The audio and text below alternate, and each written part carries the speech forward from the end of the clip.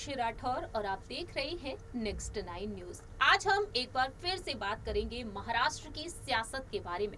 महाराष्ट्र में सियासी उठापटक अब भी जारी है। बीते लंबे वक्त से ये सियासत चल रही है, जहां एक तरफ महाराष्ट्र में जिस तरीके से मनसे प्रमुख राज ठाकरे ने ऐलान कर दिया था, हुंकार भर दी थी कि जब तक राज्य में लाउड स्पीकर पर बैन नहीं लग जाता है तब तक वह भी शांति से नहीं बैठेंगे। और उन्होंने ऐलान कर दिया था कि वह भी हनुमान चालीसा का पाठ पढ़ेंगे लाउड स्पीकर पर। और यहाँ पर सियासत तेज हो गई उनके उसी ऐलान से। हम सभी ने देखा कि राज ठाकरे ने जो ऐलान किया और उनके ऐलान के बाद उद्धव ठाकरे की सरकार घिरती हुई नजर आई। चारों तरफ से राज ठाकरे खड़े हुए, दूसरी ही तरफ राणा दंपति भी आ गया इस लिस्ट में, और फिर बाद में अन्ना हजारे भी मैदान में उतर आए। लेकिन यहाँ पर देखने को मिला कि पूर्व मुख्यमंत्री और वर्तमान समय में डिप्टी सीएम देवेंद्र फडणवीस ने भी हुंकार भर दी। उन्होंने कहा कि वह शांति से नहीं बैठेंगे जब तक उद्धव ठाकरे की सरकार नहीं गिर जाती है। और ये सब हमें देखने को भी मिला।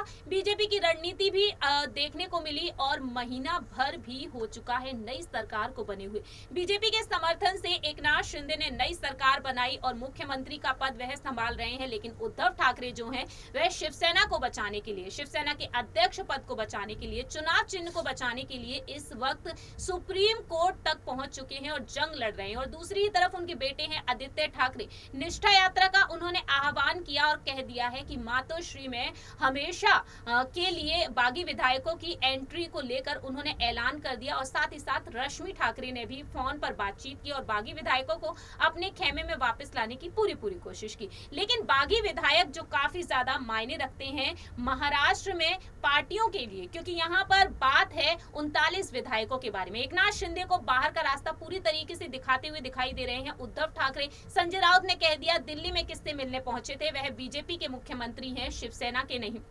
इस तरीके से अब बात आती है 39 विधायकों की। 39 विधायकों को किस तरीके से शानदार पद दिए जा रहे हैं, डिप्टी सीएम देवेंद्र फडणवीस के इस पर क्या कुछ फैसले हैं, इस पर चर्चा करने के लिए हमारे साथ मौजूद हैं हमारे सहयोगी दीपक। दीपक, आपका बहुत बहुत स्वागत है। जैसा कि दीपक आप भी जानते हैं, आप भी लगातार कवर करते चले आ रहे हैं महाराष्ट्र को। आप भी जानते हैं कि देवेंद्र फडणवीस और एकनाथ शिंदे का जो मंत्रिमंडल का विस्तार हुआ उसमें किन किन मंत्रियों ने शपथ ग्रहण की। तो आप दर्शकों को बता सकते हैं कि बागी विधायकों को यहाँ पर जगह तो मिल गई, दूसरी ही तरफ मोदी कैबिनेट में भी कुछ विधायकों को शामिल किया जा सकता है। लेकिन महिलाओं को लेकर यहाँ पर सबसे बड़ा सवाल उठा। सितंबर के महीने में दूसरे मंत्रिमंडल का गठन होने को जा रहा है, तो ऐसे में देवेंद्र फडणवीस का क्या कुछ यहाँ पर फैसला हो सकता है? देखिए, सबसे पहली बात ये समझने की ज्यादा जरूरत है कि इस समय भले ही एनसीपी के पास 53 कह सकते हैं विधायकों का समर्थन है, कांग्रेस के पास 44 का आंकड़ा है और बीजेपी के पास तो 100 से प्लस का आंकड़ा है विधायकों का। लेकिन जादुई आंकड़ा जो है वो शिंदे के पास है, वो है 39 विधायकों का। क्योंकि यह आंकड़ा बीजेपी के पास गया था तो बीजेपी के समर्थन से सरकार बनती नजर आई, जहां पर सबसे पहले कयास तो फडणवीस पर ही थे कि फडणवीस को डिप्टी सीएम पद मिलेगा, लेकिन माफ कीजिएगा मुख्यमंत्री पद मिलेगा, लेकिन उन्हें डिप्टी सीएम पद मिलता नजर आया, जो कि मोदी शाह के बड़े फैसले थे और वो साफ नजर आ उनकी एक रणनीति का हिस्सा थे। लेकिन इसके बाद ये बातें ऐलान हुई कि शिंदे अगर मुख्यमंत्री बने तो कैबिनेट विस्तार किन बातों को ध्यान में रखकर होगा। क्या इसी बात को ध्यान में रखकर होगा कि शिंदे के बागी विधायकों को हम छोटे पद दे देंगे, शिंदे को बड़ा पद दे देते हैं, क्योंकि शिंदे के नाम पर यह सारी बगावत हुई है, उनके एक फैसले से बगावत हुई है। आपको कुछ हकीकत बता देते हैं, जो बात खुद इंटरव्यू में कह सकते हैं सामने आई थी शिंदे और बाकी मंत्रियों के। उन्होंने कहा था कि हमें नहीं पता था हम कहाँ जा रहे थे, हम तो बस शिंदे के कहने पर, उनके कहने पर चल पड़े थे। और आधी रात को मिलते थे फडणवीस और शिंदे, मुलाकात होती थी, क्या बात होती थी कानो कान किसी को खबर नहीं रही थी। लेकिन उसमें सबसे बड़ा फायदा अब ये कह रहे हैं कि एकनाथ शिंदे को मिला, क्योंकि उनको तो मुख्यमंत्री पद मिल गया। अभी हाल ही में जो 20 मंत्रियों का एक मंत्रिमंडल तैयार हुआ है, जिसमें शिंदे और फडणवीस को भी जोड़ा जा रहा है। 18 मंत्रियों ने शपथ ली थी, 9 शिंदे की तरफ से, 9 फडणवीस की तरफ से, और दोनों मतलब यहाँ पे यानी कि शिंदे और फडणवीस भी इसमें इंक्लूड थे। टोटल 20 हो गए। पहले से 17 मंत्री रह चुके हैं, यानी कि एक नए मंत्रियों को जगह दी थी। तो ये सारी बातें जब सामने आई तो बागी विधायकों के भूमिकाओं पर सवाल था। आदित्य ठाकरे ने अभी हाल ही में ये कहा कि अगर जो भी बागी विधायक हमारे पास आना चाहता है, मातोश्री के द्वार उनके लिए खुले हुए हैं, लेकिन जो नहीं आना चाहता है, अगर हमारी चुनौती स्वीकार करनी है तो करिए और इस्तीफा दीजिए, मध्य अवधि चुनाव का आप सामना करिए। अगर आपकी सरकार बनती है तो हम भी उस सरकार को मानेंगे, उस सरकार के फैसले को मानेंगे। लेकिन अभी ये सरकार अवैध है, सुप्रीम कोर्ट में इसकी सुनवाई चल रही है और बागी विधायक के जितने भी यहाँ पर विधायक हैं उनको अयोग्य ठहराने के लिए तुले हुए हैं उद्धव ठाकरे गुट। तो ये अपने आप में बहुत बड़ा सवाल है कि जो बागी विधायक का खेमा है, पहले पहले कैबिनेट से काफी नाराजगी की खबरें सामने आई, जिसमें बच्चू कडू से लेकर कई और बड़े नेताओं के नाम सामने थे, जिसमें अब्दुल सत्तार को लेकर कहा गया कि वो अपने पद से नाखुश हैं और दीपक केसरकर को पर्यटन विभाग चाहिए था लेकिन उन्हें दूसरा विभाग मिला तो उससे नाखुश थे। तो नाराजगी की खबरें सामने आई थी, लेकिन उस पर चुप्पी साधने के लिए मजबूर किया सीएम शिंदे ने, क्योंकि उन्होंने फोन करके सभी को कहा था कि अगला जो कैबिनेट विस्तार होगा वहां पर जो पद बांटे जाएंगे उसमें कई मंत्रियों को और जगह मिलेगी। वो एक तरीके से वादा किया गया है शिंदे के द्वारा।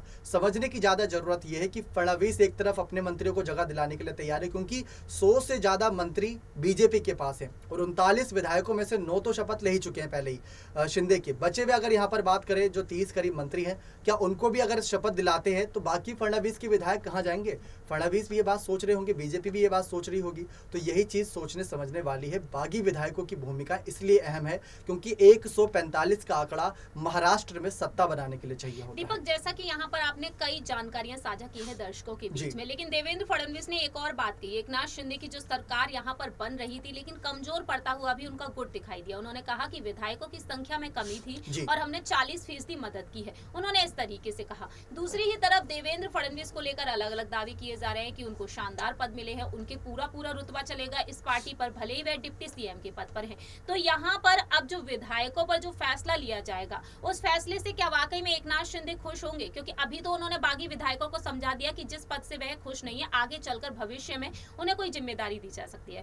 कृषि पद पर हैं इस वक्त अब्दुल सत्तार और हाल ही में उन्होंने कहा एनसीपी प्रमुख शरद पवार से वह मिलेंगे लेकिन खेती संबंधी मामलों पर वह चर्चा करेंगे। इस तरीके से शिंदे गुट भी लगातार आगे बढ़ रहा है, विपक्ष के साथ साथ वह काम करते हुए नजर आएंगे। उन्होंने कह दिया उनके मार्गदर्शन में वह काम करना चाहेंगे।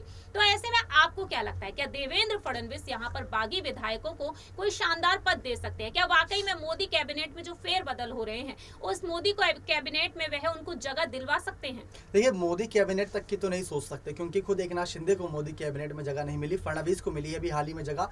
उनके लिए बहुत सारी बधाइयां मिलती नजर आई उनको अलग अलग राज्यों के नेताओं से। लेकिन समझने की ज्यादा जरूरत यह है कि बागी विधायक जो है ना महाराष्ट्र की सत्ता के लिए सबसे इंपॉर्टेंट कड़ी है, क्योंकि वो जुड़े हुए थे जब तक शिवसेना से, तब तक महाविकास अघाड़ी सरकार चल रही थी, जब तक एकनाथ शिंदे से जुड़े हुए हैं तब तक बीजेपी के समर्थन में सरकार चल रही है। इनके पास ऑप्शन में राज ठाकरे भी हैं, क्योंकि एकनाथ शिंदे पुराने मंत्री हैं लेकिन राज ठाकरे भी बचपन से ही बाला साहब ठाकरे को फॉलो कर रहे थे और यही सारे मंत्री एक समय पर राज ठाकरे के साथ भी काम कर चुके हैं। तो इनके पास भी अच्छे खासे ऑप्शन मौजूद हैं। अगर इनको वहां पद नहीं मिलेगा और इनको छोटे पद मिलेंगे तो क्यों स्वीकार करेंगे? सोचने वाली बात यह है। जो बागी विधायकों की नाराजगी में सबसे बड़ी खबर यही आई थी कि वो अपने पद से नाखुश थे और जो बड़े पद थे कोई भी नहीं चाहता कि बड़े पद से छोटे पद पर आए। इसी वजह से नाराजगी कुछ खबरें थी लेकिन उन खबरों को दबाने की कोशिश की गई या छुपाने की कोशिश की गई या खबरें सामने आने ही नहीं दी गई। ये बड़ा मामला था अपने आप में। लेकिन अगला जो कैबिनेट विस्तार होगा उस पर नजरें रहेंगी कि बागी विधायकों उसमें क्या भूमिका मिलती है। क्या लगता है जिस तरीके से एनसीपी की तरफ से यहाँ पर सवाल दागे गए, सुप्रिया सुले ने कहा कि महिलाओं को जगह नहीं दी गई,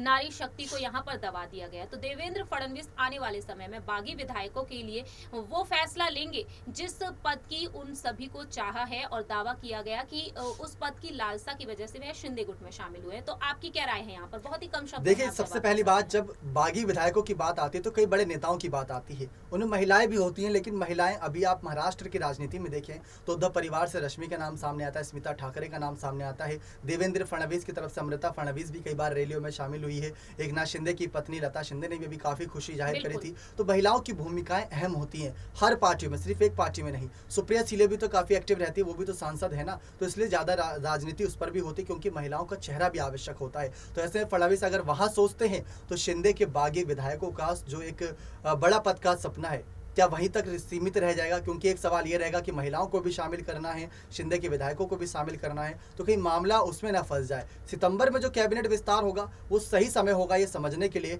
कि क्या सचमुच ये सरकार 2.5 साल और चलेगी या जो बात शरद पवार ने कही थी कि 6 महीने में गिर जाएगी, या वो सच होता दिखेगा। बहुत बहुत शुक्रिया दीपक तमाम सवालों का जवाब देने के लिए। फिलहाल देखा जाए महाराष्ट्र में सियासी उठापटक के बीच कई नए मोड़ हमें देखने को मिल सकते हैं। इंतजार है सुप्रीम कोर्ट के फैसले का। बागी विधायकों को लेकर जिस तरीके से यहाँ पर योग्य अयोग्य को लेकर जो मामला छिड़ा हुआ है, साथ ही साथ चुनाव चिन्ह को लेकर इंतजार इसी बात का है। लेकिन इससे हटकर बीजेपी देवेंद्र फडणवीस के साथ मिलकर क्या कुछ फैसला लेगी? प्रधानमंत्री नरेंद्र मोदी, केंद्रीय गृह मंत्री अमित शाह जी और अध्यक्ष जेपी नड्डा जी जल्द ही ऐलान करेंगे क्या यहाँ पर बागी विधायकों के लिए? ये वक्त के साथ ही पता चलेगा। लेकिन आपकी क्या राय है यहाँ पर, ये आप बता सकते हैं कमेंट सेक्शन में। फिलहाल के लिए हम चलते हैं, बाकी की तमाम अपडेट्स के लिए आप देखते रहिए नेक्स्ट 9 न्यूज।